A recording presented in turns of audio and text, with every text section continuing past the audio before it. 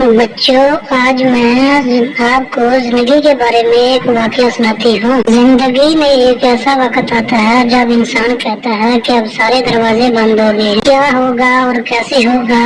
یاد رکھیں، یہ الفاظ مایوسی کے ہیں، اور مایوسی کفر ہے۔ کفر ہمیشہ اللہ سے دور کرتا ہے۔ اللہ اسی شخص کو آزماتا ہے جس کو اللہ کا قرب حاصل ہونا ہوتا ہے۔ پھر ہمیں یہ معلوم ہونا چاہیے جو ہو رہا ہے اللہ کی اجازت سے ہی ہو رہا ہے، اور اللہ ہمیشہ آزمائش کے بعد صبر کے بعد اس چیز سے نوازتا ہے جس چیز کی آپ طلب کرتے ہیں، جس چیز کی خواہش آپ دل میں رکھتے ہیں۔ اللہ آپ کو صبر کے بعد وہیں سے عطا فرماتا ہے، لیکن اللہ پر یقین لازم ہے۔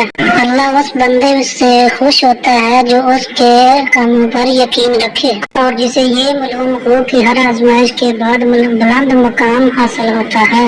اللہ کے عمل پر مایوس نہ ہو، اللہ ہمیں دیکھ بھی رہا ہے اور سن بھی رہا ہے۔ اس ویڈیو کو صدقہ جاریہ سمجھ کر ضرور شیئر کریں۔